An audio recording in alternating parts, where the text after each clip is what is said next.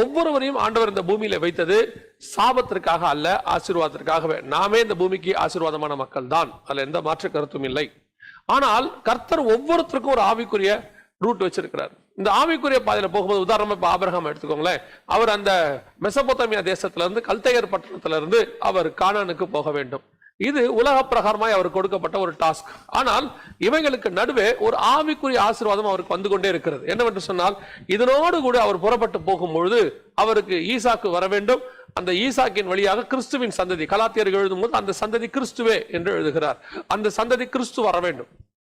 இந்த கானான், உலக பிரகாரமாக இருக்க கானான் பரம கானானுக்கு அடையாளமாக இருக்கிறது. இந்த ஆபிரகாமின் பிரயாணம், புறஜாதியார் நம்முடைய பிரயாணம் எப்படி நாம் பாபிலோனிலிருந்து, கல்தையர் பட்டணத்திலிருந்து புறப்பட்டு பரம கானானுக்கு போகிறோம் என்பதற்கு ஒரு அடையாளம் இருக்கிறது. அதுல ஆண்டவர் ஆபிரகாமை பார்த்து, நான் உன்னை ஆசீர்வதிக்கவே ஆசீர்வதித்து உன்னை பெரிய ஜாதியாக்குவேன் என்று சொல்லுகிறார். இந்த வார்த்தை ஆபிரகாமுக்கு வந்தவுடன் ஆபிரகாம் புறப்பட்டு கானானை நோக்கி புறப்படுகிறார். புறப்பட்டு ஆபிரகாம் போய் கொண்டிருக்கும் பொழுது அவர் வாழ்க்கையில் ஏற்படக்கூடிய சில டைவர்ஷன்ஸ் அல்லது ஆசீர்வாதத்தை தடை பண்ணி போடக்கூடிய அல்லது திருப்பி விடக்கூடிய சில காரியங்களை தான் நாம் பார்க்க போகிறோம். இப்போ ஆபிரகாம் புறப்பட்டு போகிறார். 12ஆம் அதிகாரத்துல இந்த வாக்குத்தத்தத்தை அவர் பெற்றுக்கொண்டு புறப்பட ஆரம்பித்த உடனேயே அவருக்கு விரோதமான ஒரு காரியம் நடைபெறுகிறது. ஆபிரகாமுக்கும் சாராளுக்கும் ஆக இந்த வாக்குத்தத்தம் கொடுக்கப்படுகிறது. ஆனால் ஆண்டவர் ஆபிரகாமை பார்த்துதான் சொல்லுகிறார், உன்னை பெரிய ஜாதியாக்கி உன் பேரை பெருமைப்படுத்துவேன். இந்த வாக்குத்தத்தை பெற்றுக்கொண்டு ஆபிரகாம் புறப்பட்டு போகும்போது வழியிலே பார்வோன் சந்திக்கப்படுகிறான். பார்வோன் என்ன செய்கிறான்? சாராளை தூக்கி கொண்டு போகிறான். இதற்கு உலக பிரகாரமாய் நாம் நிறைய காரணம் சொல்லுகிறோம். அதில் ஒன்று பார்வோனுடைய பிரபுக்கள். 15வது வசனம் 12ஆம் அதிகாரம். பார்வோனுடைய பிரபுக்களும் அவளை கண்டு பார்வோனுக்கு முன்பாக அவளை புகழ்ந்தார்கள். அப்பொழுது அந்த ஸ்திரீ பார்வோனுடைய அரண்மனைக்கு கொண்டு போகப்பட்டாள். இதை நீங்கள் கவனிக்க வேண்டும். இந்த ஸ்திரீ பார்வோனுடைய அரண்மனைக்கு கொண்டு போகப்படும் போது அவளுக்கு வயது 65. ஏன்னா ஆபிரகாம் ஆரானை விட்டு கிளம்பும் போது வயது 75 என்று 12ஆம் அதிகாரம் 4-5 வசனங்கள் சொல்லுகிறது. அவனுக்கு 75 வயது, சாராளுக்கு 65 வயது. புறப்பட்டு போகிறார்கள். அவர்கள் புறப்பட்டு போகிறார்கள். 65 வயதுக்கு மேலதான் ஆரம்பிக்கிறாங்களே. ஒரு 65 வயது ஒரு பெண்மணியை, அழகு, அவள் அந்த 65 வயதில் அவள் அழகா இருக்கிறாள் வைத்துக் கொள்வோம். அவன் தூக்கி கொண்டு போகிறான் பார்வோன். இதற்கு பின்னால் என்ன இருக்கிறது? இங்கேதான் ஒரு மிகப்பெரிய மாஸ்டர் பிளான். என்னவென்று சொன்னால், இப்பொழுது ஆபிரகாம் வழியாக இந்த சந்ததி வர வேண்டும். சாராளை அழைத்துக் கொண்டு போய்விட்டார்கள். இப்பொழுது கர்த்தர் பார்வோனுடைய வீட்டை வாதிக்கிறார். ஆனால் இங்கேதான் ஆபிரகாமுடைய ஆசீர்வாதத்துக்குள்ளே பிசாசினுடைய திட்டம் இருக்கிறது. என்னவென்று சொன்னால், பார்வோன் சாராளை அழைத்துக் கொண்டு போனது மாத்திரமல்ல, அவளை வைத்துக் கொண்டு அவளுக்கு பதிலாக அவன் வேறொரு காரியத்தை அவனுக்கு கொடுக்கிறான். அவள் நிமித்தம் 16வது வசனம், அவள் நிமித்தம் அவன் ஆபிரகாமுக்கு தயை பாராட்டினான். அவனுக்கு ஆடு மாடுகளும் கழுதைகளும் வேலைக்காரரும் வேலைக்காரிகளும் கோழிக்கை கழுதைகளும் ஒட்டகங்களும் கிடைத்தன. இப்பொழுது இவனுடைய மனைவியை எடுத்துக்கொண்டு வைத்துக் கொண்டு ஆபிரகாமுக்கு பார்வோன் ஆசீர்வாதங்களை கொடுக்கிறான். உலக பிரகாரமாய் அந்த காலகட்டத்தில் இது எந்த விதமான தவறும் கிடையாது. அந்த காலத்தில் நடக்கிற ஒரு சம்பவம் தான். ஆனால் ஆபிரகாம் அப்படிப்பட்டவன் அல்ல. அவன் தேவனுடைய திட்டத்தை பெற்றவன். நான் எப்பொழுதும் சொல்லுகிற காரியம் உண்டு. உலக பிரகாரமாக வாழ்கிறவர்களுக்கு ஒரு சட்டம் இருக்கிறது. உலக பிரகாரமாய் வாழ்கிறவர்களுக்கு ஒரு ஆசீர்வாதம் இருக்கிறது. ஆனால் உங்களுக்கும் எனக்கும் பரலோகத்தினுடைய சட்டம், உங்களுக்கும் எனக்கும் பரலோகத்தினுடைய திட்டம், அதன்படி போகிற நமக்கு இந்த உலகத்தில் உள்ள எல்லாம் அப்ளிகள் ஆகாது. நாம் இந்த உலகத்தின் துரைத்தனங்களுக்கு கீழ்ப்படைய வேண்டும், சட்டத்திட்டங்களுக்கு கீழ்ப்படிய வேண்டும், அதில் எந்த மாற்று கருத்தும் இல்லை. ஆனால் எல்லாவற்றையும் அனுபவிக்க எனக்கு தகுதி உண்டு. எல்லாமும் எனக்கு தகுதியாகிறாது. அதான் ரொம்ப முக்கியம். ஆண்டவர் நமக்கு எல்லாத்தையும் கொடுக்கிறாரு. ஆனா எதெல்லாம் நாம் அனுபவிக்கணுங்கிறத அவர் வரையறை வைத்து வச்சிருக்கிறார்.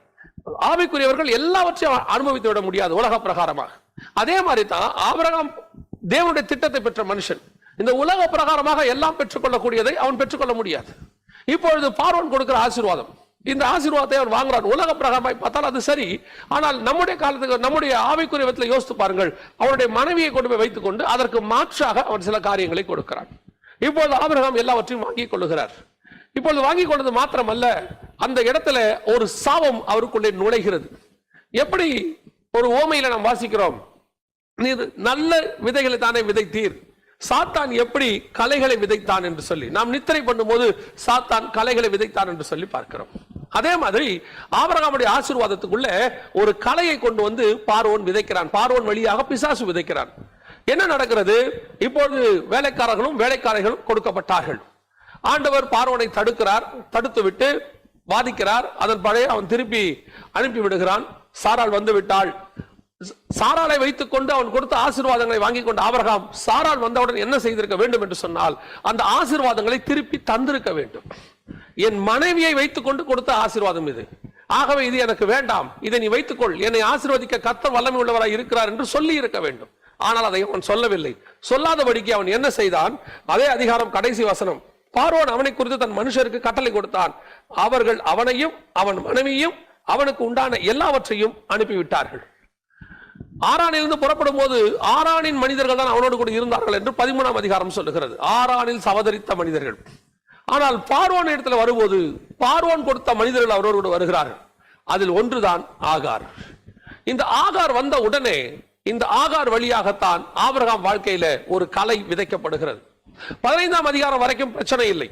15ஆம் அதிகாரத்துல ஆண்டவர் ஆபிரகாமை பார்த்து ஒரு காரியம் சொல்லுகிறார், உன் சந்ததி வானத்தின் நட்சத்திரத்தை போல இருக்கும். 15:5 இந்த வாக்குத்தத்தம் ஆபிரகாமுக்கு வந்தவுடன் பிசாசு பார்க்கிறான், கர்த்தர் இவனை ஆசீர்வதிக்க தொடங்கிட்டாரு, இவன் சந்ததி வானத்து நட்சத்திரத்தை போல மாறப்போது, இந்த சந்ததிக்குள்ள என்ன செய்ய வேண்டும்? ஒரு கலையை விதைக்க வேண்டும்.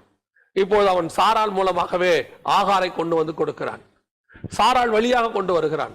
பல நேரங்களிலே உலக பிரகாரமாய் வரக்கூடிய எல்லா ஆசீர்வாதங்களும் ஆசீர்வாதங்கள் அல்ல. இந்த உலகத்தில் கிடைக்கிற எல்லா ஆசீர்வாதங்களும் கர்த்தர் கொடுக்கிறது இல்லை. நாம் என்ன நினைக்கிறோம்? எது வந்தாலும் கர்த்தர் கொடுக்கிற ஆசீர்வாதம் இல்லைங்க. அப்படி இல்லை. எல்லா ஆசீர்வாதமும் கர்த்தர் கொடுக்கிறது இல்லை. பிசாசு கூட கொடுக்குமே. பிசாசு ஆண்டவரை பார்த்து சொல்றது, என்னை தாழ விழுந்து பணிந்து கொண்டால் எல்லாவற்றையும் நான் உனக்கு தருவேன்.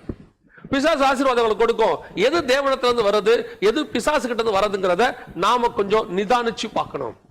பிசாசு கிட்ட இருந்து வரக்கூடிய ஆசீர்வாதத்தை நாம் வாங்கக்கூடாது. அதை வாங்கினால் அது சாபமாய் மாறும். பல நேரங்களில நாம் ஒரு குறைவுபடும் போது, இல்லாமை வரும்போது, அது வந்துச்சுன்னா உடனே கர்த்தர் கொடுக்கிறது தான் அப்படின்னு நம்ம நினைச்சுக்கிறோம். அப்படி கிடையாது. பிசாசும் கொடுக்கும். அவன் கொண்டு வந்து அவன் கலைகளை விதைச்சிட்டு போயிடுவான். ஒரு நாங்கள் ஆண்டவரை ஏற்றுக்கொண்ட புதுதுல ஒரு கதை சொல்வார்கள் பிரசங்கங்கள் இல்லை. அது இப்பொழுது உங்களுக்கு சொன்னால் இந்த இடத்துக்கு சரியாக இருக்கும் என்று நினைக்கிறேன். ஒரு மனிதன் வீட்டை விட்டு விட்டானாம். வீட்டை வாங்கி விட்டார் ஒருத்தர். ஆனால் வாங்கும்போது ஒரே ஒரு கண்டிஷன், ஐயா அதுல ஒரு ஆணி இருக்கிறது அந்த வீட்டுக்குள்ள, அந்த ஆணி மாத்திரம் எடுக்கக்கூடாது, அந்த ஆணி மாத்திரம் எனக்கு சொந்தம், மற்றபடி அந்த வீடு முழுவதும் உங்களுக்கு சொந்தம் என்று சொல்லிவிட்டார். உடனே வாங்குகிறவரும், ஓ ரொம்ப சந்தோஷம், ஒரு ஆணி தானே இருந்துட்டு போட்டோம், ஐயா திருப்பியும் சொல்றேன், அந்த ஒரு ஆணி மட்டும் எனக்கு சொந்தம், இந்த வீடு முழுக்க உங்களுக்கு சொந்தம். உடனே அவரும் சந்தோஷமாக, நான் எழுதி கொடுக்கிறேன் ஐயா, அந்த ஒரு ஆணி உமக்கு சொந்தம் அப்படின்னு. ஒரு வருஷம் கழித்து அந்த மனிதர் வந்தார். ஐயா அந்த ஆணி இருக்கிறத வந்து பாருங்கள், அது என்னுடைய ஆணி. ஆமா உங்களுடைய ஆணி தான். அதுல நான் என்னுடைய ஒரு பையை நான் மாட்டி விட்டு போகிறேன், அது என்னுடைய பை. உடனடியாக அவர், சரி மாட்டிக்கொண்டு போங்கள். ஆனால் அவர் மாட்டி விட்டு போன பையில துர்நாற்றம் வீசக்கூடியதான பொருட்களை வைத்து விட்டு போய்விட்டார். ஆனால் சட்டப்படி அதை எடுக்கக்கூடாது. இவரை கூப்பிட்டு பார்த்தார், ஐயா இந்த பையை கொஞ்சம் எடுங்கள். எடுக்க முடியாது. கடைசியில் அந்த வீட்டை வந்த விலைக்கு, குறைந்த விலைக்கு அவர் கையிலே விட்டு போய்விட்டார். இது ஒரு ராஜ தந்திரம், பிசாசினுடைய தந்திரம். அவன் எல்லாவற்றையும் கொடுப்பது போல இருக்கும். நடுவில் ஒரு ஆணி இருக்கும், நடுவில் ஒரு சின்ன கலை இருக்கும். இப்பொழுது பார்வோன் கொடுக்கிற ஆசீர்வாதத்துக்கு நடுவில் ஒரு ஆகார் இருக்கிறாள். ஆகாரை கொண்டு வந்து கொடுத்து விட்டு போய்விட்டான். இந்த ஆசீர்வாதத்தை வாங்கி கொண்டு ஆபிரகாம் வந்து விட்டார். இப்பொழுது 15ஆம் அதிகாரத்தில் கர்த்தர் சொல்லுகிறார், உன்னை பெரிய ஜாதி ஆக்குவேன், உன் நட்சத்திரம் உன் சந்ததி வானத்து நட்சத்திரத்தை போல இருக்கும். இப்பொழுது சாராள் வழியாக ஆகார் கொடுக்கப்படுகிறாள். ஆபிரகாம் தேவனுடைய திட்டத்திலிருந்து வழி விலகுகிறார்.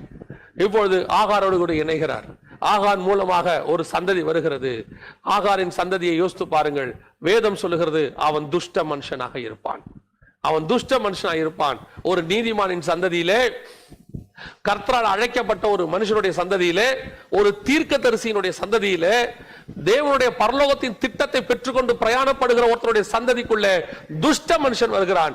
எப்படி இந்த துஷ்ட மனுஷன் வந்தான்? இது எப்படி நடைபெற்றது? ஒரு சாபமான ஆசீர்வாதம். அந்த ஆசீர்வாதத்தை உடனடியாக அவர் திருப்பி தந்திருக்க வேண்டும். அதனுடைய விளைவு சாபமான ஆசீர்வாதம் வந்துருச்சு. இன்னைக்கு நிறைய பேருடைய வாழ்க்கையில அந்த சாபம் தான் இருக்கு. பெற்றோர் அல்லது யாருடைய காரியத்தையோ வழக்கு போட்டு வாங்கிறது, சண்டை போட்டு வாங்கிறது, அதை வாங்கி அதை கொண்டு வந்து வச்சுக்கிட்டு கடைசியில் முடிவை பாருங்க, அதுல ஒரு சாபம் இருக்கும். அந்த சாபம் கடைசி வரைக்கும் போகாது. எப்பவுமே நல்லா தெரிஞ்சுக்கொள்ளுங்க, கர்த்தர் கொடுக்கிற ஆசீர்வாதத்தில் வேதனை இருக்காது. அதுவே உலக பிரகாரமாக பெற்றுக்கொள்கிற ஆசீர்வாதத்தில், அதுவும் கர்த்தர் விரும்பாத ஆசீர்வாதத்தை பெற்றுக்கொள்ளும் போது அதுல ஒரு சாபம் இருக்கும். அந்த சாபம் கடைசி வரைக்கும் நிற்கும். அதான் ரொம்ப பிரச்சனை. இப்போ அநேகர் என்ன சொல்லுகிறார்கள், இதுல என்ன தப்பு இருக்கு? நம்ம உலக பிரகாரமா நீங்கள் சம்பாதிக்கிறதுல எந்த தப்பும் இல்லை. நான் உடனே உலக வேலைக்கு நீங்க போக வேணாம் சொல்லல. உலக வேலையில் கூட கர்த்தர் நியமித்த ஆசீர்வாதம் இருக்கு, அதுதான் நமக்கு வரணும். இன்னைக்கு சபைக்குள்ள உட்கார்ந்துகிட்டு சாபமான காசு, ஜனங்கள் உட்கார்ந்து கொண்டு சாபமானவர்களை சம்பாதிக்கிறார்கள். என்ன வட்டி கூட்டுறது? இன்னைக்கு என்ன கேட்கறாங்க சபைக்குள்ள உட்கார்ந்துகிட்டு, நான் வட்டி கூட்டா என்ன தப்பா? அநியாய வட்டி தானே. ஒருத்தர் என்கிட்ட சொன்னாரு, அநியாய வட்டி தானே கொடுக்க கூடாது, நியாயமான வட்டி. அது என்ன நியாயமான வட்டி, அநியாய வட்டி? இன்னைக்கு நிறைய பேர் இருக்கிறாங்க சபைக்குள்ள உட்கார்ந்து இருக்கிறாங்க, சபைக்குள்ளேயே வட்டி கூடுறாங்க. அதை நிறைய ஊழியக்காரங்களும் என்கரேஜ் பண்றாங்க. ஏன் இன்னும் சொல்ல போனா ஊழியக்காரங்க அவங்க கிட்ட போய் வாங்குறாங்க வட்டிக்கு. சாபம், சாபம்.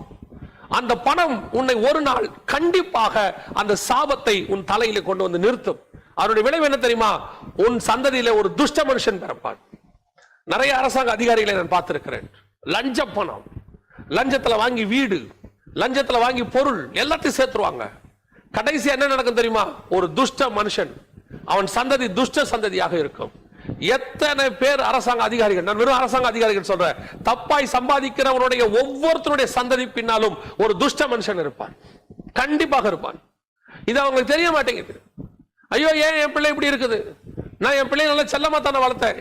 நீ எங்கே தவறு செய்தா என்பதை பார். சாத்தான் ஒரு கலையை கொண்டு வாழ்க்கையில விதைச்சிட்டான். வாலிப பிராயத்துல எப்படி வேணாலும் சம்பாதிக்கலாம், எதை வேணாலும் சம்பாதிக்கலாம். நம்ம சம்பாதிச்சுட்டு நம்ம வந்துட்டு ஒரு வீடை வாங்கி கட்டி போட்டு உட்கார்ந்துட்டோம்னா 55 வயசுக்கு மேல பீஸ்ஃபுல்லா இருக்கலாம். விட மாட்டார் ஆண்டவர். கணக்கு தீர்க்கிற கர்த்தர் அந்த சாபத்தை உன் கையிலிருந்து திருப்பி வாங்கவே வாங்குவார். You must give back. நீ திருப்பி கண்டிப்பாக தந்திருக்க வேண்டும் அதை. ஆனா ஆபிரகாம் தரல, ஆண்டவர் கொடுக்க வைப்பார். நான் ஏற்கனவே சொல்லி இருக்கிறேன், நம்முடைய வேதத்தை பொறுத்த வரைக்கும் எல்லா பாவங்களுக்கும் மன்னிப்பு இருக்கிறது.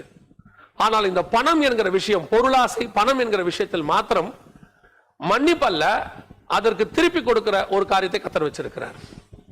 விபச்சாரத்திற்கு மன்னிப்பு இருக்கு, கொலைகாரனுக்கு மன்னிப்பு இருக்குது, பைபிள் இதெல்லாம் இருக்கு.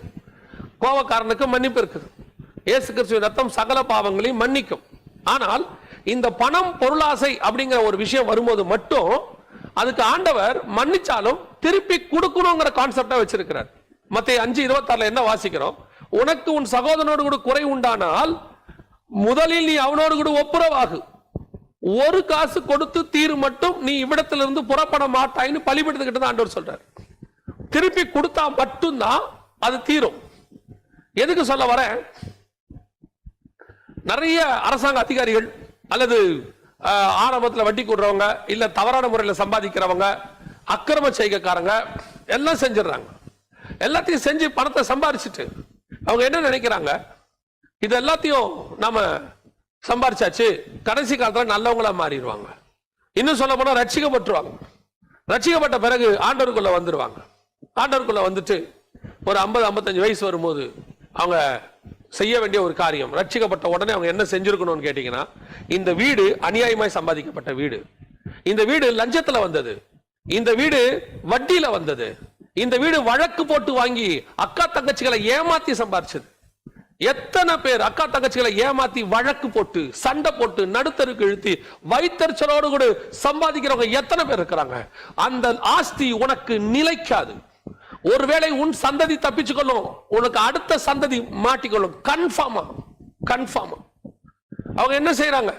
உடனடியாக அதை சம்பாரிச்சு வச்சிருவாங்க. அவங்க நினைச்சுக்கிறாங்க ரட்சிக்கப்பட்டாச்சு, இப்ப ஆண்டவர் எல்லா பாவத்தையும் மன்னிச்சிட்டார். ஆண்டவர் உன்னதான் மன்னிச்சாரு, ஆனா உன்னுடைய பாவத்துல அக்கிரமத்துல வந்ததை எப்படி மன்னிக்க முடியும்? ஒரு விபச்சாரி வந்தா ஆண்டவர் விபச்சாரியை மன்னிச்சிருவாரு, ஆனா விபச்சாரத்துல வாங்கின பொருள் என்ன செய்ய முடியும்? அதை விடணும். இவர் என்ன பண்ணணும்? திருப்பி தந்திருக்கணும். இது இப்ப திருப்பி தர முடியாது. பாருங்களேன், இப்ப சகைவு இருக்கிறாரு. சகையோட விஷயத்தை கவனிங்க. சகைவ தூரத்துல ஆண்டவரை பார்த்துட்டாரு. சகைவ ஆண்டவரை பார்த்ததுனால ரட்சிப்பு வரல. பாருங்க, ஆண்டவர் கிட்ட வந்துட்டாரு. கிட்ட வந்துட்டு சகைவை இறங்கி வாங்குறாரு. இந்த வார்த்தையை கேட்ட உடனே சகைவுக்கு ரட்சிப்பு வரல. பாருங்க, இன்னும் சகைவு இறங்கிட்டார் கீழே இருந்து. சகைவு மரத்தை விட்டு இறங்கின உடனே ரட்சிப்பு வந்துச்சா? வரல. ரெண்டு பேரும் பேசிக்கிட்டே வராங்க. சகைவு வீட்டு வரைக்கும் வராங்க. இயேசு கூடவே நடக்கிறார். சகைவு இயேசு கூடவே நடக்கிறார். அதனால அவருக்கு ரட்சிப்பு வந்துச்சா? வரல. எப்ப அப்ப சகைவுக்கு ரட்சிப்பு வந்துச்சு பாருங்க. ஒரு வார்த்தையை சொல்றாரு, எங்க இருக்கவங்க சொல்றாங்க, ஒரு ஆயக்காரன், ஒரு அநியாயமாய் வரி வசூலிக்கிறவன் இவங்கிட்ட போய் இப்படி பண்றாங்களே, அவனோடு கூட இயேசு இருக்கிறாரு. உடனடியாக சகைவு சொல்கிறார், அநியாயமா யாரிடத்துல வாங்கி இருப்பேனால் நாளத்தனை என்ன திருப்பி தருகிறேன்னு சொன்ன உடனே இயேசு சொல்றாரு, இப்பொழுது இந்த வீட்டுக்கு ரட்சிப்பு வந்தது. அந்த பணத்தை திருப்பி கொடுக்கிறேன்னு சொன்னா தான் அந்த வீட்டுக்கு ரட்சிப்பு. அந்த ஒரு வெள்ளிக்காசையும் நீ திருப்பி கொடு, ஒரு பணத்தையும் திருப்பி கொடுத்தாதான் உனக்கு மீட். கொடுக்க வேண்டிய காசை நீ கொடுக்கணும். இன்னைக்கு எத்தனை பேர் வழக்கு, எத்தனை பேர் கேஸ் போட்டுக்கிட்டு இருக்காங்க. வாங்கினது அநியாயம் தெரியும், வாங்கின காசை திருப்பி கொடுக்கறது இல்ல, வாங்கின காசை ஏமாத்துறது.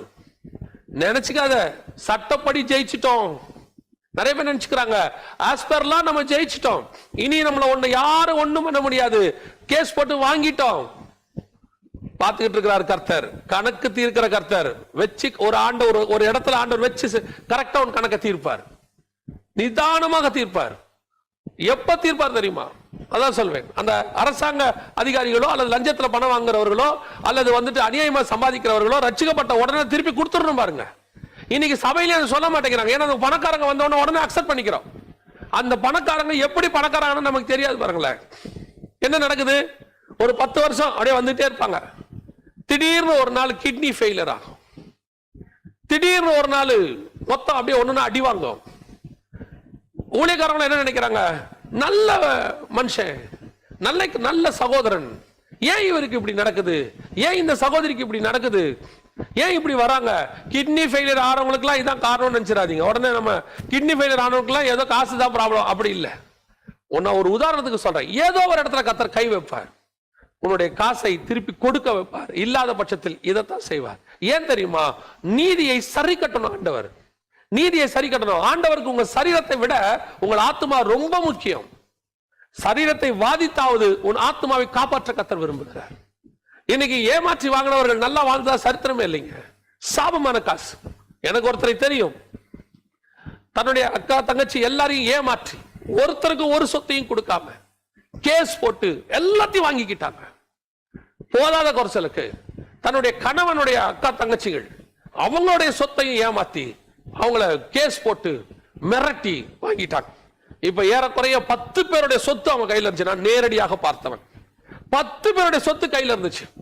அவங்களுக்கு ஒரே ஒரு பிள்ளை, ஒரு பிள்ளை. அந்த பிள்ளையும் அவர்களோடு கூட இல்லை, அதுவும் வெளிநாட்டில் இருந்துச்சு. நடந்தது என்ன? அவ்வளவு சொத்து இருந்துச்சு. அந்த சந்ததி சாபத்தின் சந்ததி. இன்னைக்கு அது வழியாக ஒரு பிரயோஜனமும் இல்லை.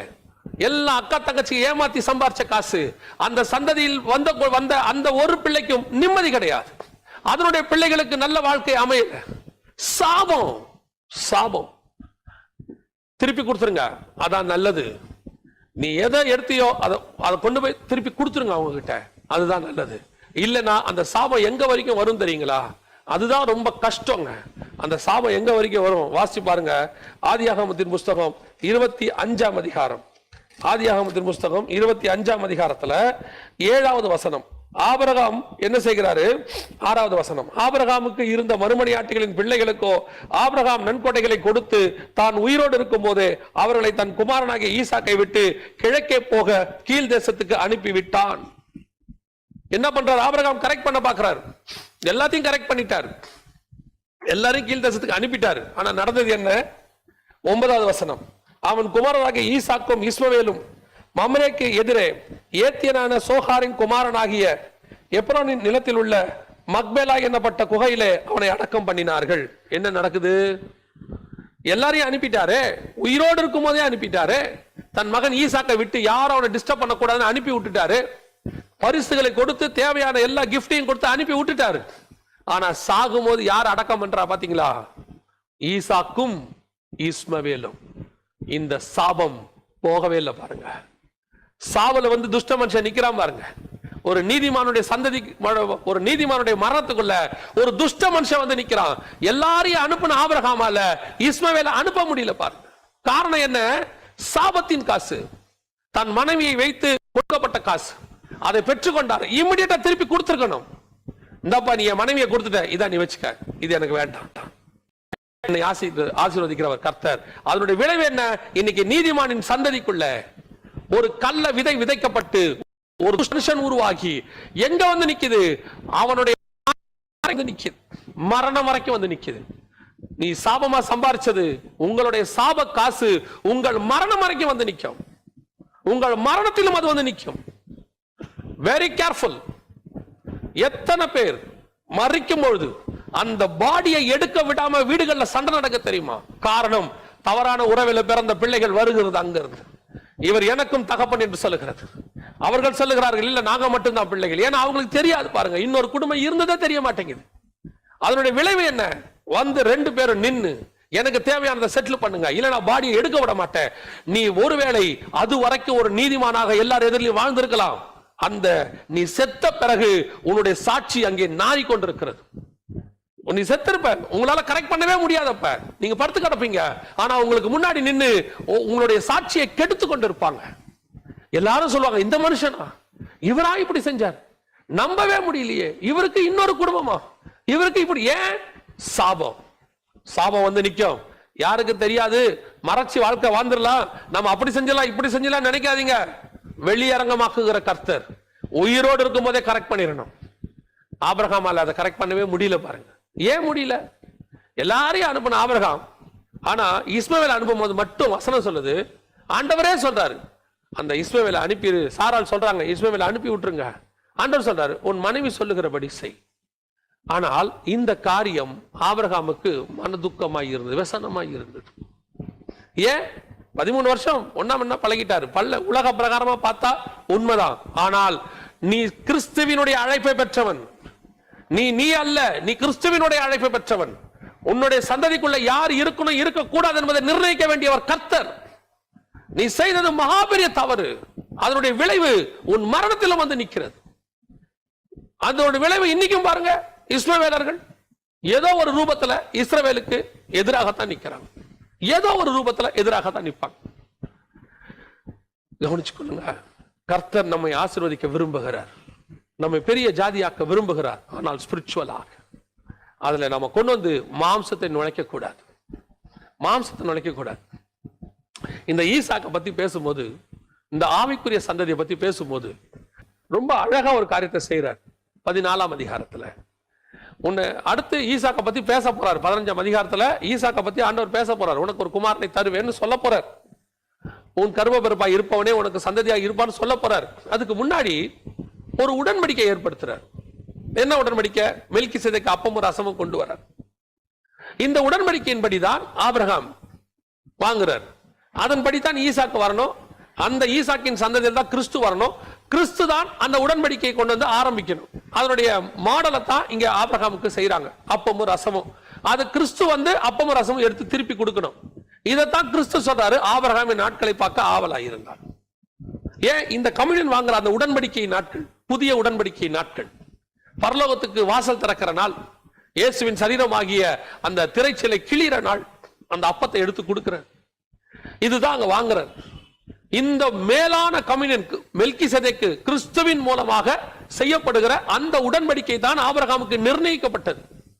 ஆனால் எப்ப 16ஆம் அதிகாரத்தில் ஆகார் வந்துட்டாங்களோ, வந்த உடனே ஆண்டவர் சொல்றாரு 17ஆம் அதிகாரத்துல விருத்த சேதனத்தை குறித்து பேசுறாரு. ஏன் விருத்த சேதனம் வந்துச்சு? விருத்த சேதனம் ஏன் வந்துச்சு? இது இஸ்மவேலுக்காகவும் ஆபிரகாம் வழியாக வரக்கூடிய உலகத்தின் சந்ததிகளுக்காகவும் ஏற்படுத்தப்பட்டது. இது ஈசாக்குக்கு ஏற்படுத்தப்பட்டது இல்ல. ஈசாக்குக்கு ஏற்படுத்தப்பட்ட உடன்படிக்கை அப்பமும் ரசமும். இப்போ ஆபிரகாம் தனக்கு கொடுக்கப்பட்ட அந்த மகா மேன்மையான அழைப்பை விட்டுட்டு இஸ்மவேலுக்குள்ள வந்துட்டார். இஸ்மவேல் பிறந்தவனே கர்த்தர் சொல்றாரு, இதுவும் உன்னுடைய சந்ததியா இருக்கு, இதையும் நம்ம அழிக்க முடியாது, ஏன்னா நீ எனக்கு ரொம்ப பிரியமானவன். அதனால என்ன செய்யறேன், இந்த சந்ததிக்கு ஒரு உலக பிரகாரமான உடன்படிக்கை ஏற்படுத்தி கொடுக்கிறேன் அப்படின்னு சொல்லி, அதுதான் விருத்த சேதனம். அது ஒரு மாம்ச பிரகாரமான ஒரு உடன்படிக்கை. கிறிஸ்து வருமளவும் ஆபிரகாமுடைய பூமிக்குரிய சந்ததி சாகாமல் இருப்பதற்கு கர்த்தர் ஏற்படுத்தின உடன்படிக்கை. வானத்துக்குரிய சந்ததிக்கு அப்பமும் ரசமும், பூமிக்குரிய சந்ததிக்கு விருத்த சேதனம். 15ஆம் அதிகாரம் 5ஆம் வசனத்தில் சொல்றாரு, உன் சந்ததியை வானத்து நட்சத்திரத்தை போல ஆக்குவேன். ஆனால் எப்போ ஒரு பூமிக்குரிய சந்ததி ஆபிரகாமுக்கு வந்துடுச்சோ, இப்ப ஆண்டவர் சொல்றாரு, உன் சந்ததியை வானத்து நட்சத்திரத்தை போலவும் கடற்கரை மணலை போலவும். நிறைய பேர் இந்த வசனத்தை வாக்கு தத்தமா கொடுக்கறாங்க. வாக்கு தத்தமா கொடுத்துட்டு என்ன சொல்றாங்க? வானத்துக்குரிய ஆசீர்வாதம், பூமிக்குரிய ஆசீர்வாதம் இல்லைங்க. வானத்துக்குரிய ஆசீர்வாதம் மட்டும்தான் ஆபிரகாமுக்கு. 15:5 ஆதியாகமம் அதைத்தான் சொல்லுது. அதற்கு பிறகு உபாகம் 1:10 மோசே சொல்லும் போது அதைத்தான் சொல்றாரு, உங்கள் சந்ததி வானத்து நட்சத்திரத்தை போல இருக்கும் என்று கர்த்தர் சொன்னார். யோசுவாவும் அதைத்தான் சொல்றாரு. எல்லா இடங்களிலும் அப்படித்தான் வருது. 2 இடத்துலதான் பூமியின் தூளை போலவும் கடற்கரை மணலை போலவும் இஸ்ரவேலை பார்த்து ஆண்டவர் சொல்வார். காரணம் அவங்க வீழ்ச்சி அடைஞ்ச பிறகு. அப்ப தேவனுடைய சந்ததி வானத்து நட்சத்திரம், பூமிக்குரிய சந்ததி கடற்கரை மணல். அதுதான் இஸ்ரவேல், கேத்தூராள், இந்த உலக பிரகாரமான மறுமனையாட்டிகளின் சந்ததிகள். இந்த சந்ததிக்கும் அந்த சந்ததிக்கும் வானத்துக்கும் பூமிக்கும் உள்ள தூரம். இப்ப என்ன ஆயிடுச்சு? இந்த பூமிக்குரிய சந்ததிக்கு விருத்த சேதனமோ வானத்துக்குரிய சந்ததிக்கு அப்பமும் ரசமும் கர்த்தர் உருவாக்கிட்டார். யோசிச்சு பாருங்க. ஆபிரகாமுடைய பேரை 17ஆம் அதிகாரத்துல தாங்க ஆபிரகாம்னு மாத்துறாரு. ஆபிரகாம் என்பது ஆபிரகாம் ஆகிறது. நிறைய பேர் நினைக்கிறாங்க, உன்னுடைய திரளான ஜாதிகளுக்கு உன்னை தகப்பனாக்க ஆண்டவர் ஆசீர்வதிச்சிட்டாரு. கொஞ்சம் உட்கார்ந்து ஆவிக்குரிய விதத்தில் அதை யோசிச்சு பாருங்க. ஆபிராம் அவன் அழைக்கப்படும் போது ஆபிராம், மெசொப்பொத்தாமியா தேசத்துல கர்த்தர் அவனை அழைக்கும் போதே ஆபிராம் என்று சொல்லிதான் அழைத்தார். 13ஆம் அதிகாரத்தில் அப்பமும் ரசமும் வாங்கும் போதும் அவன் ஆபிராம் தான். 15ஆம் அதிகாரத்தில் உன் சந்ததி வானத்து நட்சத்திரத்தை போல இருக்கும்னு சொல்லி வாக்குத்தத்தம் பண்ணப்பட்ட போதும் அவன் ஆபிராம் தான். 17ஆம் அதிகாரத்தில் தான் அவன் ஆபிரகாம் ஆகிறார். ஆபிராம்ல இருந்து ஏன் ஆபிரகாம் ஆகிறாரு? கர்த்தர் எல்லா வாக்கு தத்தங்களையும் அவர் கொடுக்கும் போது அவர் ஆபிராம் ஆபிராம் ஆபிராம் தான். ஆபிராம்னா என்ன? ஹை ஃபாதர், மேலான தகப்பன், ஒரே தகப்பன். அவனுக்கு ஒரு சந்ததி, அந்த ஒரு சந்ததி கிறிஸ்து. ஒரு தகப்பன், மேலான தகப்பன். அந்த மேலான தகப்பனுக்கு ஒரே பேரான குமாரன் ஈசாக்கு, அந்த ஒரே பேரான குமாரன் வழியாக கிறிஸ்து. ஆனா இப்போ ஆபிரகாம் தன்னுடைய மேன்மை, தன்னுடைய அழைப்பின் மேன்மையை தெரியாம ஆகாரோடும் கேத்தூராரோடும் தன்னுடைய சந்ததிகளை பெருக பண்ணினதுனால இப்ப அவனும் உலக பிரகாரமான திரளான ஜாதிகளுக்கு தகப்பன் ஆபிரகாம் ஆயிட்டார். ஒரே தகப்பனா இருந்தவர், ஒரு சந்ததிக்கு தான் அவன் தகப்பன். அந்த ஒரு சந்ததி கிறிஸ்து. இப்ப யோசிச்சு பாருங்க, அவர் ஒருத்தர் தான் வழியா இருந்திருக்கணும். நானே வழி, கிறிஸ்து ஒருத்தர் தான் பரலோகத்து வழி. இப்போ அவர் ஒருத்தர் தான் வழி. ஆனா ஆபிரகாமுடைய மத்த சந்ததி யாரும் எங்ககிட்டயும் பரலோகத்துக்கு போறதுக்கு வழி இருக்குன்னு ஏன் சொல்றாங்க? ஆபிரகாம் வழியா வந்ததுனால தான் அவங்க சொல்றாங்க, நாங்களும் ஆபிரகாமின் சந்ததி, எங்களுக்கு தகப்பன் ஆபிரகாம் தான். இந்த ஆபிரகாம் வழியா வந்ததுனால தான் இவங்களும் சொர்க்கத்துக்கு பரலோகத்துக்கு போறதுக்கு வழி இருக்குங்கிறாங்க.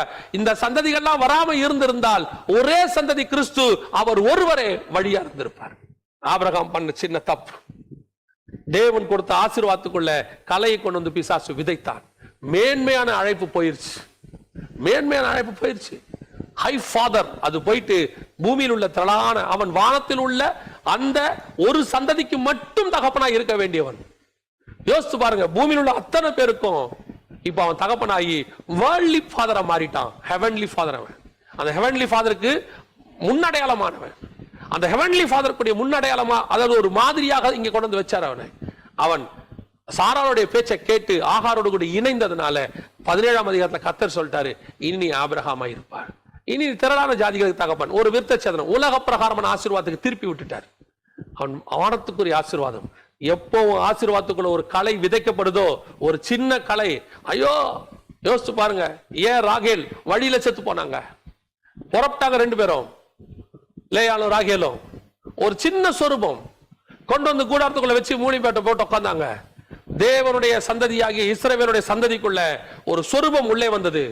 அந்த அம்மா நினைச்சாங்க, யாருக்கும் தெரியாது, அப்பா வீட்டுல இருக்கிற ரொம்ப காஸ்ட்லியான பொருள், ஒரு சின்ன சொரூபம் கொண்டு வந்து வச்சாச்சு, யாருக்கும் தெரியாது, நம்ம தானே வச்சிருக்கிறோம், ஓகே ரைட் ஃபைன். அந்த சொரூபம் அவளை கானானுக்குள்ளே போக விடாமல் கொன்னு போட்டது. வழியில செத்து போனாள். அத்தனை பேரும் கானானுக்குள்ள பிரவேசிச்சாங்க, அந்த அம்மா மட்டும் செத்து போச்சு. நீ யாரையாவது வஞ்சித்து ஒரு சின்ன காரியத்தை கொண்டு வந்து உங்க வீட்டுக்குள்ள நம்ம வச்சிட்டோம்னா அது நமக்கு கலையாக மாறும், அது நமக்கு கண்ணியாக மாறும். ஒரு நாள் அது நம்மை கொன்று போடும்.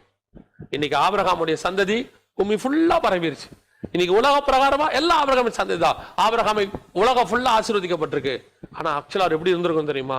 பரலோகத்துக்கு போறதுக்கு ஆபிரகாமின் சந்ததி ஆகிய அந்த ஆபிரகாம் மட்டும்தாங்க வழி. ஏன்னா அவன் மேலான தகப்பன். இன்னைக்கு போயிடுச்சு. முதலாவதாக ஆபிரகாமுடைய சந்ததிக்குள்ள பிசாசு களைகளை கொண்டு வந்து விதைத்தான். We must be very careful.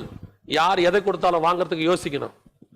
சில நேரங்கள்ல நான் இந்த ஆவிக்குரியன்னு சொல்லக்கூடாது, அவங்களெல்லாம் கிறிஸ்தவ புத்தகத்தில் நான் பார்ப்பேன். இந்த கிறிஸ்தவ ஊழியக்காரர் ஒரு சில புத்தகங்கள்ல நான் பார்த்தேன். ஒரு நடிகை கொண்டு வந்து பணம் கொடுக்குறாங்க. நடிகை கொண்டு வந்து பணம் கொடுக்கும்போது அந்த பணத்தை அவங்க வாங்குறாங்க. வாங்கி போட்டோ போடுறாங்க, இவர் வந்து நமக்கு கொடுத்தார். அந்த நடிகை எப்படி இருக்கிறாங்க? அவங்க வாழ்க்கையில் எந்த மாற்றமும் இல்லை. அவங்க அதே தொழில் அப்படிதான் செஞ்சிட்டு இருக்கிறாங்க. இப்போ இவர் என்ன சொல்லியிருக்கணும்? உங்களுடைய பணத்தை கொஞ்சம் அப்படி ஓரமா வச்சிருங்க, முதல்ல உங்க வாழ்க்கையை மாத்துங்க. அநேகர் இச்சிக்கத்தக்கதான வாழ்க்கையை நீங்க வாழ்றீங்க. அநேகருடைய இச்சைக்கு, கண்களின் இச்சைக்கு, மாம்ச இச்சைக்கு நீங்க காரணமா இருக்கிறீங்க. நீங்க என்டர்டைன்மெண்ட்ங்கிற பேர்ல பண்றது அநேகருடைய வாழ்க்கையை கெடுக்குது. மனம் திரும்புங்க, உங்க பாவங்களை இயேசு கிறிஸ்து மன்னிக்கிறார். அதை சொல்லிட்டு அவங்க மனம் திரும்பின பிறகு அதை வாங்கி இருந்தால் அது ஆசீர்வாதம். காசு வருதுன்னு வாங்கிடுறாங்க.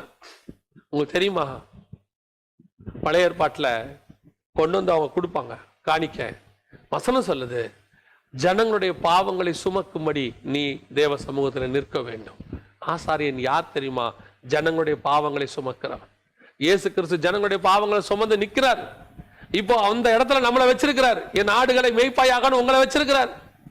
அப்போ ஒரு சபையில ஒரு நடத்தக்கூடிய ஒரு எவாஞ்சலிஸ்ட், ஒரு ஊழியத்தை நடத்தக்கூடியவர்கள் யார் ஆஃபரிங் கொடுத்தாலும் வாங்கக்கூடாது. யூ மஸ்ட் ஆஸ்க் தெம், எதற்காக இது கொடுக்கப்படுகிறது, என்ன வேலை செய்யறாங்க, அவங்க சபைக்கு கொடுக்க வேண்டியதெல்லாம் கொடுத்துட்டாங்களா, இது எதற்காக கொடுக்கப்படுகிறது, you must clarify with them. இன்னைக்கு சாபமான காசு. நான் ஒரு பெரிய ஊழியரை குறித்து கேள்விப்பட்டேன், ரொம்ப சந்தோஷமா இருந்துச்சு. ஒரு பெரிய கோடீஸ்வரன், அந்த சபையில மெம்பர். ஒரு நாள் அவர் வந்து காணிக்க போடுறதுக்கு அப்படி எழுந்திருச்சாரு. எழுந்திருச்ச உடனே அந்த ஊழியர் மிஸ்டர் அவர் பேரை சொல்லி, சகோதரனே, did you paid your tax? நீ, ஏன்னா அவர் வந்து பெரிய பிசினஸ் பண்றாரு, எல்லாருக்கும் தெரியும், இந்திய தமிழ்நாட்டில் உள்ள பெரிய ஆளு. Did you paid your tax? நீ உன்னுடைய வரியை செலுத்தி விட்டாயா? உடனடியாக அவரு, இன்னும் இல்ல பிரதர், கெட் பேக், போய் உன் வரியை செலுத்தி விட்டு அதற்கு பிறகு வந்து காணிக்கையில் போடு. தேவனுக்குரியதை தேவனுக்கும், ராயனுக்குரியதை ராயனுக்கும் கொடு. இன்னைக்கு எத்தனை சபைகள்ல ராயனுக்குரியதை கொடுக்க சொல்றோம், ராயனுக்குரியதை கொடுக்காம ஏமாத்த சொல்லி கொடுக்கிறோம். ஆனா தேவனுக்குரியதை கொடுக்கணுங்கிறதுல மட்டும் கன்ஃபார்மா இருக்கணும், ரெண்டும் கொடுக்கணும். You must be very careful. இன்னைக்கு அந்த ராயனுக்குரியதை வஞ்சித்து நீ உன்னுடைய சந்ததிக்குள்ள நாம வச்சுக்கிட்டோம்னு சொன்னா அந்த சாபம் இங்கே அடிக்கும், அந்த சாபம் இங்கே தலை தூக்கும், உங்களுடைய மரணம் வரைக்கும் வரும். ஒருவேளை உங்கள் சந்ததியும் அது உபத்திரவப்படுத்தும். இன்னைக்கு இஸ்மவேல் ஈசாக்கை உபத்திரவப்படுத்தி கொண்டிருக்கிறார். இது முதலாவது. இரண்டாவதை நாம் பார்க்க போகிறோம். இப்பொழுது ஆபிரகாமுக்கு ஆண்டவர் அப்படியே அந்த திட்டத்தை சாராள் மேல திருப்பிட்டார். இனி சாராள் ஒரு கர்ப்பவதியாகி, இரண்டாவது ஆண்டவர் சொல்றார், இப்ப சொல்றார் ஆண்டவர், சாராள் கர்ப்பவதியாகி ஒரு குமாரனை பெறுவாள். ஏன் இப்ப ஆண்டவர் வெயிட் பண்றாரு? நீ 83 வயசுல நீ ஆகாரின் சந்ததிக்கு தகப்பனா மாறிட்ட, நீ ஒரே சந்ததிக்கு தகப்பனா இருந்திருக்கணும். இனி உன் மாம்சம் சாகணும், உன் மூலமாக ஈசாக்கு வரக்கூடாது, உன் மாம்சம் சாகணும். அது வரைக்கும் God will wait. 99 வயசு.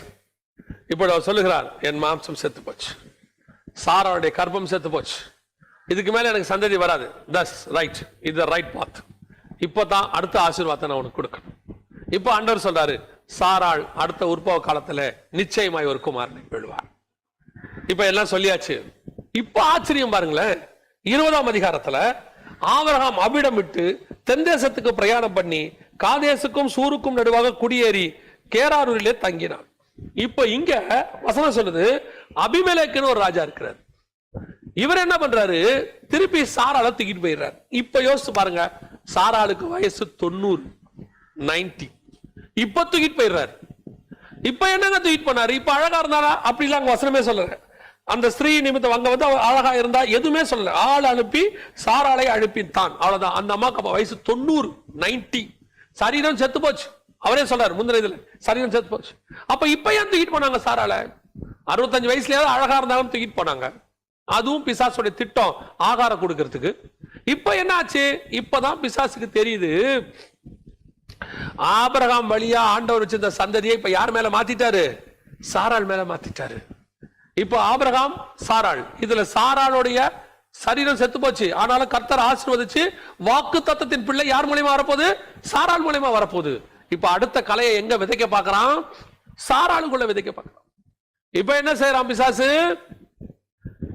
அபிமெலேக்கை விட்டு அழைப்பித்து சாராளோடு கூட இணைய வைக்க பார்க்கிறான். வசனம் சொல்லுது, கர்த்தர் கர்ப்பத்தை அடைத்தார். அதாவது பிள்ளையே ஃபார்ம் ஆக விடலாண்டு, அந்த நாட்டிலேயே ஃபார்ம் ஆக விட பண்ணிட்டார். யாருக்கும் பிள்ளை ஃபார்மே ஆகாது. ஏன்? சாராளுக்குள்ள ஃபார்ம் ஆகிற பிள்ளை கர்த்தருடைய பிள்ளையா இருக்கணும், அபிமெலேக்கு பிள்ளையா இருக்க கூடாது. ஏன் பிசாசுடைய திட்டம்? இப்ப சாராளுக்குள்ள பிசாசுடைய பிள்ளை வந்துருச்சுன்னா, ஏன்னா ஏற்கனவே ஆபிரகாம் வழியா வந்துருச்சு, ஒரு துஷ்ட சந்ததி உருவாக்கிட்டோம். இப்ப சாராள் வழியாவும் உருவாக்கிட்டோம்னா இதுக்கு அப்புறம் கிறிஸ்து பூமிக்குள்ள வரவே முடியாது, இவங்க மூலமா இனி வரவே முடியாது. ஓகே, சாராளை நாம் என்ன செஞ்சிருவோம்? மோசம் போக்கிடுவோம். இப்ப என்ன நடக்குது? சாராளுக்குள்ள விதை விதைக்க பார்க்கிறோம். இதுதான் அடுத்து. சில நேரங்கள்ல ஆண்டவர் நமக்கு கொடுக்கிற அந்த ஆசீர்வாதத்துல பிசாசு உள்ளே நுழைவான். எப்பவுமே உங்க ஆவிக்குரிய வாழ்க்கையில ஆண்டவர் கணவனும் மனைவி இணைச்சிருக்கிறாரு, ஒரு ஊழியத்துக்கு உங்களை இணைச்சு வச்சிருக்கிறாரு. கணவன் மனைவி இல்லாவிட்டாலும் உங்க ஊழியத்துக்கு உடனாக ஒரு சிலரை கொடுத்திருப்பார். நீங்க ஒரு திருமணம் ஆகாதவங்களா இருந்தா உங்களுக்கு துணையாக ஊழியத்திற்கு சில சகோதரனையும் சகோதரிகளையும் கொடுத்திருப்பார். You must be very careful. ஏன்னா அவர்களுக்குள்ளே தான் பிசாசு விதையை விதைப்பான். ஏன்னா அவர்களுக்குள்ள விதை விதைச்சு உங்களுடைய சாட்சியை கெடுத்து போக பண்ணும். இப்போ சாராள் வழியா இது நடந்துருச்சுன்னு வச்சுக்கோங்க, இதுக்கப்புறம் கர்த்தர் கொண்டு வந்த இத்தனை வருஷம் பிளான் அங்கே உடஞ்சு முடிஞ்சிடும். இதுக்கு தான் அபிமெலேக்கு சாராளை தூக்கிட்டு போறான். நாம நினைச்சுக்கிட்டோம் ஏதோ அபிமெலேக்கு தூக்கிட்டு போயிட்டாரு, நாம தூக்கிட்டு போய் சாராள அழகா இருந்தாங்க. இல்லைங்க, இப்பதான் அவனுக்கு தெரியுது திட்டம் யார் மேல இருக்குதுங்கிறத பிசாசு கண்டுபிடிச்சிட்டான். இப்போ அந்த விதையை அவளுக்குள்ள விதைக்க பார்க்கிறான். திட்டம் உங்க மேல இருக்குன்னு தெரிஞ்சா சில நேரத்துல கேட்கறாங்க, ஒரு சிலர் கேள்வி கேட்பாங்க, ஏன் எங்களுக்கு மட்டும் இவ்வளவு பிரச்சனை? ஏன் கிறிஸ்துவின் சபைகளுக்கு மட்டும் இவ்வளவு போராட்டம்? ஏன் உண்மையா இருக்கிற ஊழியக்காரனுக்கே பிரச்சனை? ஏன் காரணம் என்ன? நீ கிறிஸ்துவின் திட்டத்தில் இருக்கிறோம், அதனாலதான் உங்களுக்கு இவ்வளவு போராட்டம். அதே ஒரு சில கிறிஸ்தவர்களுக்கு ஒரு பிரச்சனையும் இல்லை, அவங்க இன்னும் சொல்ல போனா சில தப்பான வாழ்க்கை கூட வாழ்றாங்க, இன்னும் கூட அவங்க கொஞ்சம் அப்படி இப்படி எல்லாம் இருக்கிறாங்க. அவங்களுக்கு எல்லாம் ஒண்ணும் இல்லையே, அவர்களுக்குள்ள ஏற்கனவே அபிமெலேக்கு விதை வந்துருச்சு, அவங்களுக்குள்ள ஏற்கனவே பார்வோன் ஆசீர்வாதம் வந்துருச்சு. இப்போ அந்த விதை விடாம தேவனுடைய திட்டத்தை சுமந்து கொண்டு போகிறவங்களுக்குள்ள தாங்க பிரச்சனையே வரும். அவங்களுக்கு தான் எதிர்ப்பு வரும், உங்களை தான் தூக்கிட்டு போவாங்க, உங்களை தான் உபத்திரவப்படுத்துவாங்க. நானும் கிறிஸ்தவுக்கு உண்மையா இருக்கணும்னு நினைக்கிறேன், நான் கிறிஸ்தவுக்கு முன்பாக உண்மை உள்ள சாட்சியா நிற்கணும்னு நினைக்கிறேன். எனக்கு வீட்லயும் மரியாதை இல்ல, எனக்கு ஆபீஸ்லயும் மரியாதை இல்ல, எங்க தாய் தகப்பன் மதிக்க மாட்டேங்கிறாங்க, நான் எல்லாம் அவங்களுக்கு உண்மை உள்ளதான் செய்யறேன், ஆனாலும் என்ன குறை கண்டுபிடிக்கிறாங்க. காரணம், நீ தேவனுடைய திட்டத்துக்குள்ள இருக்கிறவன், உன்னைத்தான் பிசாசு வேதனைப்படுத்துவான், உங்களை தான் வேதனைப்படுத்துவான். மத்தவங்களை பத்தி பிசாசு கவலையே கிடையாது, அது பார்வோனின் ஆசீர்வாதம். நீங்க யாரு? God's plan. உண்மையா இருக்கிற சபைகளுக்கு விரோதமாக போராட்டம் வரும். நான் எப்பவும் சொல்றேன், பல நேரங்களில் சபை 5000 பேர் 10,000 பேர் 20,000 பேர் அந்த சபைகளுக்கு போறவங்களை பிசாசு தடுக்கிறதே இல்லை. தெரியுமா உங்களுக்கு? பிசாசுக்கு தெரியும் எந்த சபைக்கு போனா இந்த ஆத்மா காப்பாற்றப்படும், அந்த சபைக்கு போக விடாம உங்களை தடுத்துருவான். அவ்வளவுதான். அது இத்தனைக்கும் உங்க சபை சின்ன சபையா இருக்கும், ஒரு 50 பேர் 100 பேர் தான் வச்சிருப்பீங்க. ஆனா உங்க சபைக்கு வரத்துக்கு போராட்டம், உங்க ஏரியால எதிர்ப்பு, உங்களை இருக்கிறவங்க உங்க சபைக்கு போக கூடாது சொல்லுவாங்க, போனா வந்து உங்க சபைக்கு எதிரில் கோஷம் போடுவாங்க, மூடுங்கம்பாங்க. அதுவே பாருங்க, பெரிய சபை மூடவே சொல்ல மாட்டாங்க, ஒரு பிரச்சனையும் இருக்காது. என்ன காரணம்? எல்லா பெரிய சபையும் அப்படின்னு சொல்லல, பெரிய சபைகள்ல நிறைய சபைகளை நான் பார்க்கிறேன், ஜனங்களுக்காக காம்ப்ரமைஸ் உபதேசம், காம்ப்ரமைஸ் உபதேசம். அதனால பிசாசு பார்த்தான், இது இங்க போனா ஒரு ப்ராப்ளம் இல்லை, இது பரலோகத்துக்கே வராது, நம்ம எதுக்கு அவங்களெல்லாம் தடுத்துக்கிட்டு இருப்பானே, அவங்கள விட்டுருங்க. அங்க தடுத்தாதான் இவங்க எங்க போயிருவாங்க? சத்தியம் பேசுற சபைக்கு போயிருவாங்க. சத்தியம் பேசுற ஊழியக்காரனுக்கு பாருங்க பிரச்சனை, அவங்கள தான் திட்டுவாங்க. இதுவே நல்லா என்டர்டைன் பண்ணி ஜாலியா ஜனங்க பரலோகத்துக்கு போறதுக்கு வழி சொல்ல மாட்டான். என்டர்டைன் பண்ணி நம்மள அப்படியே உலக பிரகாரமா சரீர பிரகாரமா சந்தோஷமா வச்சு அனுப்பாங்க ஊழியக்காரங்க. அங்க போய் பாருங்க, கூட்டம் அல்ல போதும். எப்பவும் சொல்லுவேன், சொல்லி பாருங்களேன் நீங்களே, 3 நாள் சத்திய திருவிழா, வசன திருவிழா, கிரவுண்ட் காலியா இருக்கும். நீங்க வேணா நான் சொல்றதை நீங்க செஞ்சு பாருங்க, காலியா இருக்கும். அதே நேரத்தில் 3 நாள் இன்னிசை இரவு, வண்ண விளக்குகள், ஆராதனை வீரருடைய ஆட்டம் பாட்டம் கொண்டாட்டம், வாலிபர்களுக்கு விருந்து, சொல்லி பாருங்க, கூட்டம் எல்லாம் மோதும். ஏன் அங்க போனா பரலோகத்துக்கு போக மாட்டாங்கன்னு அவங்களுக்கு தெரியும். அதனால பிசாசு தடுக்கிறதே கிடையாது. எல்லா பர்மிஷனும் அவங்களுக்கு கிடைக்கும். ஒரு வசனத்தை வச்சு ஒரு கூட்டத்தை நடத்தலாம், நீங்க ட்ரை பண்ணி பாருங்க, மொத்த தடையும் உங்களுக்கு தான் வரும். நம்ம 50 பேர் கூடுவோம், அதுக்கே போலீஸ் பர்மிஷன் கிடைக்காது. அவங்க 50,000 பேர் டான்ஸ் ஆடுவாங்க, அதுக்கு பர்மிஷன் கிடைக்கும். பல நேரங்கள் அப்படித்தான் பிசாசு அதான் செய்வாங்க. நீங்க என்ன நினைக்கிறீங்க? ஏன் என்னையே தூக்கிட்டு போறாங்க? 90 வயசுல என்ன ஏன்டா தூக்கிட்டு போறீங்க? என்ன கொண்டு போய் வச்சு என்ன பண்ண போறீங்க? என் சரீரம் செத்து விட்டது. இல்லை, நீ தேவனுடைய திட்டத்துக்குள்ள இருக்கிறோம். எத்தனை வயசானாலும் தேவ திட்டத்துக்குள்ள இருக்கிறவனுக்கு உபத்திரம் உண்டு. ஆண்டவர் ஆனாலும் அவைகளுக்கு நடுவிலே உங்களை பத்திரமாய் பாதுகாப்பார். கர்த்தர் உங்களுக்கு சொன்ன வாக்கு தத்தம் நிறைவேறும். எவ்வளவு அழகா ஆண்டவர் செய்யறார் பாருங்க. கர்ப்பத்தை அடைத்தார். ஏன் அடைச்சாரு? ஒருத்தருக்கும் குழந்தை பிறக்காது. ஏன்? ஈசாக்கு பிறக்காவிட்டால் இந்த உலகத்தில் வேற யாருமே பிறக்க கூடாது. அதான் அந்த இடத்துல பிளான். ஈசாக்கு தான் பிறக்கணும், அது வரைக்கும் வேற ஒருத்தர் பிறக்க கூடாது. அந்த ஒரு ஈசாக்குக்காக மொத்த பேருடைய கர்ப்பத்தையும் அடைப்பதற்கு கர்த்தர் வல்லமை உள்ளவராக இருந்தார். உன்னுடைய வாக்கு தத்தம், நம்முடைய வாக்கு தத்தம் நிறைவேறுவதற்கு கர்த்தர் எதை வேணாலும் நமக்காக செய்வார். ஆனால் நீங்க மட்டும் உண்மை உள்ளவர்களாக இருங்க. ஆகாரம் கொடுத்துறாதீங்க. சாரால் பண்ண தப்பு என்ன? அவசரம். ஆகாரம் இவளோடு கூட சேரும், பிள்ளை கொடும். அந்த பிள்ளைய அந்த அம்மாவுக்கு எதிராக வந்து நின்னுச்சு, அந்த சந்ததி எதிராக வந்து நின்னுச்சு. ரியலைஸ் பண்ணிட்டாங்க, அனுப்ப சொல்லிட்டாங்க, ஆனா கரெக்ட் ஆகல. இப்போ இந்த சந்ததியை ஆண்டவர் அந்த அம்மா மூலியமா கொடுத்தார். 2வது ஆசீர்வாதம். பிசாசு எங்க வந்து எப்படி பிளான் பண்றான் பாருங்க. உங்க வாழ்க்கையில பிசாசு, நீங்க என்னமோ ஆவிக்குரிய வாழ்க்கையில 15 வருஷம் வாழ்ந்துட்டோம், 20 வருஷம் வாழ்ந்துட்டோம், ஒன்னும் செய்ய மாட்டான்னு நினைக்காதீங்க. பரலோகத்துக்கு போற வரைக்கும் உங்க மேல கர்த்தருடைய திட்டம் இருக்கு. அதை எந்த நேரத்திலும் உங்களை விட்டு உடைக்கிறதுக்கு அவன் ட்ரை பண்ணுவான். எதுக்கு சொல்றேன்னா, மோசே பிறக்கும் போது அவன் கொலை செய்வதற்கு வகை தேடினான். ஆனா நடந்தது என்ன தெரியுமா? 120வது வயசுல தான் வீழ்த்தினான், கண்மலையில் அடிக்க சொன்னான். அப்ப எத்தனை வருஷம் மோசே அவன் ட்ரை பண்ணிருக்கிறான் பாருங்க. 120 வருஷம். அதான் சொல்றேன், நாம இந்த பூமியை விட்டு போற வரைக்கும் இந்த போராட்டம் இருக்கதான் செய்யும், ஸ்பிரிச்சுவல் போராட்டம். ஆனா ஒண்ணு மட்டும் நிச்சயம், நமக்காக யுத்தம் பண்ணுகிறவர் நம்மோடு கூட இருக்கிறார். நமக்காக போராடுகிறவர் நம்மோடு கூட இருக்கிறார். நாம் ஒருத்தருக்காக அபிமெலேக்கினுடைய மொத்த குடும்பத்தையுமே அடைப்பதற்கு அவர் வல்லமை உள்ளவராய் இருக்கிறார். நம்ம ஒருத்தருக்காக கர்த்தர் சட்ட திட்டங்களை மாற்றுவதற்கு வல்லமை உள்ளவராய் இருக்கிறார். இன்னைக்கும் சபைகள், அடைக்கப்பட்டிருக்கிற சபைகள், நமக்காக கர்த்தர் சபையை திறப்பதற்கு வல்லமை உள்ளவராய் இருக்கிறார். ஆனால் அதை நாம் உணரணும். திருப்பி திருப்பி அதான் சொல்றேன், நமக்காக கர்த்தர் வாசல் அடைச்ச கர்த்தர் திறப்பதற்கும் வல்லமை உள்ளவர். இன்னைக்கு பார்வோன் கொடுத்த ஆசீர்வாதம் சாபத்தில் முடிந்தது. இன்னைக்கு அபிமெலேக்கு அந்த ஆசீர்வாதத்தை திருட பார்த்தார். கர்த்தர் அந்த ஆசீர்வாதத்தில் இருந்து அவனை காப்பாற்றினார், சாராளை காப்பாற்றினார். உன்னை ஆசீர்வாதத்தை பெரிய ஜாதி ஆக்குவேன். அந்த ஜாதி கிறிஸ்துவின் வழியாக வரக்கூடிய பெரிய சந்ததியாக இருக்கணும், வேற சந்ததி வரக்கூடாது.